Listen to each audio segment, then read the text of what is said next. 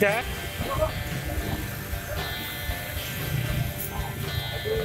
Jalan itu ya. Jalan itu sampai pemilu kok. Di mana?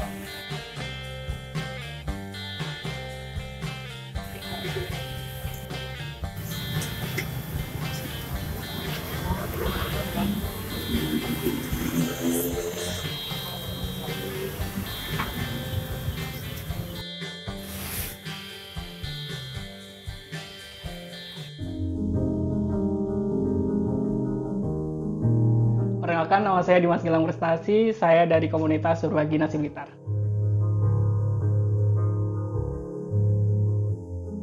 Baik, Berbagi Nasi Blitar itu adalah komunitas sosial, salah satu komunitas sosial yang ada di Kota Blitar. Kita itu fokus untuk memberikan bantuan sosial kepada masyarakat yang ada di jalanan, terutama yang ada di jalanan Kota Blitar, dalam bentuk nasi, baik nasi kotak maupun nasi bungkus seperti itu.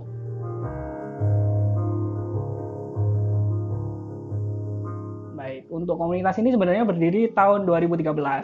Itu awal berdirinya itu digagas oleh teman-teman yang ada di Garum, Kecamatan Garum. Dulu nongkrong-nongkrong gitu teman-teman, ada Timbro, ada Komop, dan lain-lain lah. Ada sekitar 6 orang kalau nggak salah waktu itu. Terus kita jalan dari 2013, terus 1 tahun lah kita jalan. Terus berhenti sekitar 2 tahun dari 2014-2015 karena ya masalah internal juga biasa kita komunitas. Setelah itu tahun 2016 kita jalan lagi sampai tahun 2021 ini gitu.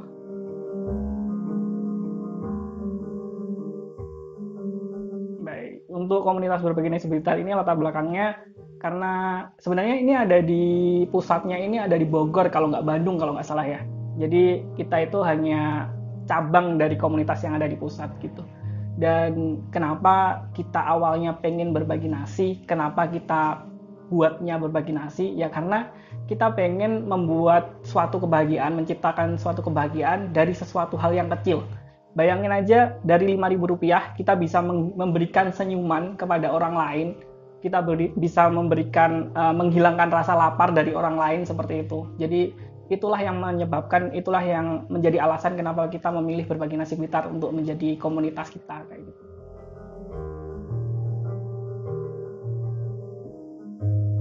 Kalau untuk target yang kita pilih itu semuanya, semua masyarakat Kota Blitar yang melakukan kegiatannya di kota yang ada di jalanan. Jadi semua yang berkegiatan di jalanan Kota Blitar. Itu tujuan utama atau target utama kita. Tapi kalau misal pada hari itu pas kita aksi itu nasinya banyak, kita bagikan juga ke semua orang, masyarakat umum kayak gitu. Jadi target utamanya kayak kalau dijelasin lebih rinci itu kayak tukang becak, pemulung, kayak gitulah.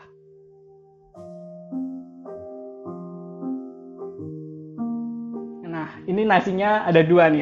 Kalau yang pertama sebelum pandemi. Sebelum pandemi itu kita beli karena ya donasi yang masuk itu banyak banget waktu itu. Dan sekarang karena kita di masa pandemi ya kan, semua orang ngerasain sulitnya gimana pandemi, jadi sedikit banget donasi yang masuk, akhirnya sebisa mungkin kita mengirit nasinya. Jadi kita mulai pandemi ini masak sendiri nasinya kayak gitu.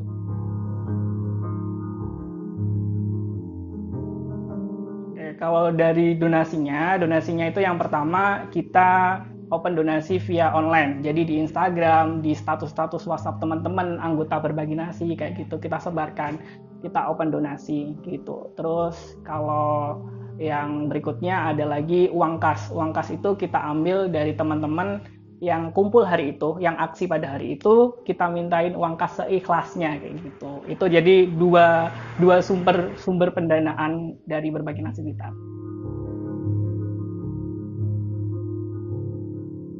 Untuk saat ini yang total terdeteksi di grup kami, di grup WhatsApp itu sekitar 190-an lah, 190 orang. Tapi kalau pas aksi ya sesenggangnya saja. Jadi nggak harus semuanya datang. Jadi kadang 10, kadang 2, kadang bahkan cuma 1 orang kayak gitu. Ya, kan latar belakang beda-beda. Jadi kita nggak mau gitu buat memaksa kamu harus datang karena kamu anggota kami, nggak gitu. Jadi bener-bener kamu datang ya karena dari hati pengen membantu.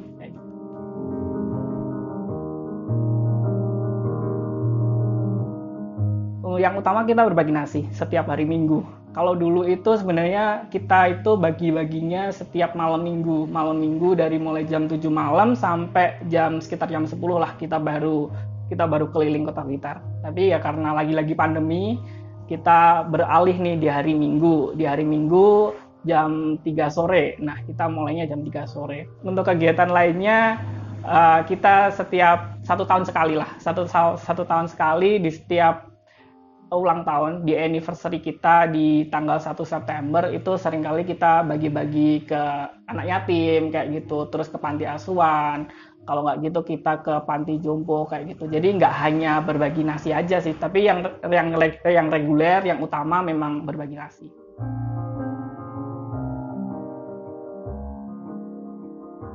Kalau ngomongin suka duka pasti ada. Kita semua di komunitas pasti ada suka dukanya. Nggak usah komunitas lah. Kita sendiri pasti kehidupan itu pasti ada suka dan dukanya gitu. Dan kalau ngomongin dari berbagi nasi Blitar, sukanya ya kalau pas kita bareng-bareng nih, ada banyak nasinya, ada banyak yang pejuang nasi yang datang, yang membagikan, yang ikut membagikan, itu senengnya di situ. Ya dukanya kalau pas nggak ada yang bisa kita bagikan, tapi itu nggak mungkin terjadi sih, karena selama sepengalaman saya di berbagi nasi Blitar, yang namanya hal baik itu pasti ada jalannya. Meskipun hanya kita membagikan waktu kita aksi itu hanya sedikit, tapi ya pasti ada yang bisa dibagikan gitu.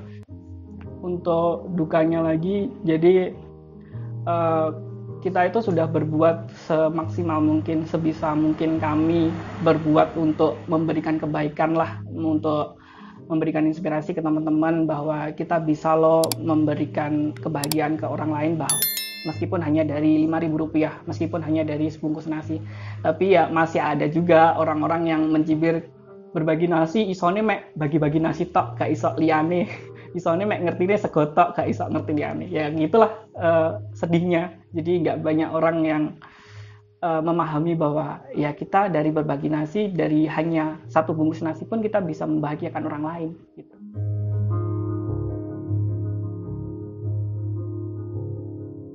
Untuk respon masyarakat sejauh ini cukup baik untuk masyarakat Kota Blitar ya pada umumnya, karena dengan adanya berbagi nasi Blitar ini paling tidak teman-teman atau orang-orang yang ingin berbagi tapi tidak ada waktu untuk membagikan itu bisa melalui kami. Jadi mereka itu merasa terbantu gitu kan. Ada juga yang ingin membantu atau berdonasi tapi dalam bentuk nasi jadi atau nasi yang bisa dimakan langsung gitu. Ada yang masih bahan mentah, ada yang masih dalam bentuk uang juga ada kayak gitu. Jadi mereka merasa terbantu sih sejauh ini.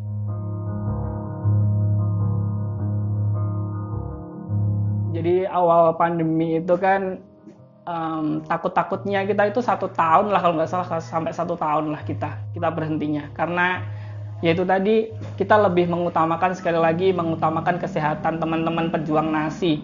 Jadi jangan sampai karena kita ceroboh, kita pengennya ya wis ndang berbagi aja, penting pokoknya berbagi. Tapi kita melupakan kesehatan teman-teman sendiri, kita nggak mau kayak gitu. Jadi kita pengennya tetap teman-teman juga sehat, tapi kita tetap bisa membantu. Pokoknya jangan sampai banyak mudorotnya lah gitu. Nah, tapi orang-orang di luar sana itu kebanyakan kayak kenapa harus berhenti, mempertanyakan kayak gitu loh. Kenapa harus berhenti? Kenapa harus nggak berbagi lagi? Ya seharusnya berbagi dong, nanti uang donasinya dikemenain kayak gitu. Banyak yang mempertanyakan hal itu di media sosial kami, tapi ya balik lagi, kami ingin fokus kesehatan teman-teman dulu waktu itu di awal-awal pandemi kayak gitu. Sembari kita memikirkan gimana enaknya, berubah nggak jamnya gitu.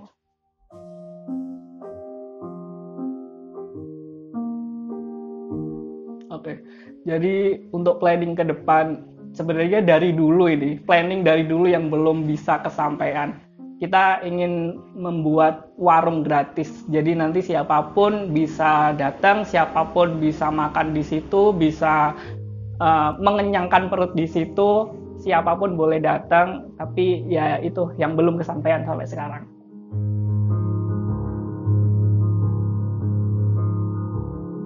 Berbagi itu menurut saya seperti halnya kalau ditanya tentang loyalitas. Jadi ketika kamu ditanya tentang loyalitas, apa yang kamu beri, ya udah, apa yang kamu beri itu jangan kamu harap untuk kembali gitu.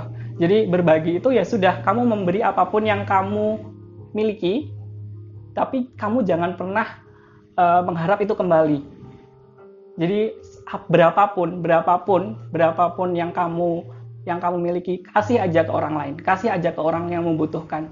Nanti Tuhan pasti akan mengembalikan satu itu dalam bentuk yang lainnya, kayak gitu.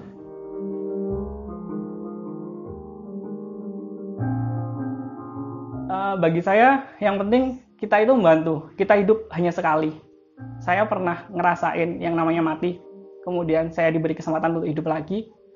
Saya berpikir bahwa kita hidup di dunia itu hanya sekali, kemudian masalah uang, masalah rezeki itu semuanya sudah ada yang ngatur, dan kita mati pun nggak bakal membawa uang itu. Kamu mati nggak bakal membawa uang itu. Maka dari itu saya berprinsip bahwa berapapun uang yang saya miliki itu berarti buat orang lain juga, buat kebaikan orang lain juga, kayak gitu. Sebisa mungkin saya hidup untuk orang lain. Sebagian dari rezeki kita adalah rezeki orang lain. Tapi kalau saya sebisa mungkin berapapun yang saya miliki juga milik orang lain. Karena itu tadi saya percaya bahwa ketika saya punya satu, kemudian orang lain itu butuh satu, saya akan memberikan satu itu. Karena saya yakin Tuhan akan memberikan balik ke saya dalam bentuk yang lainnya, kayak gitu.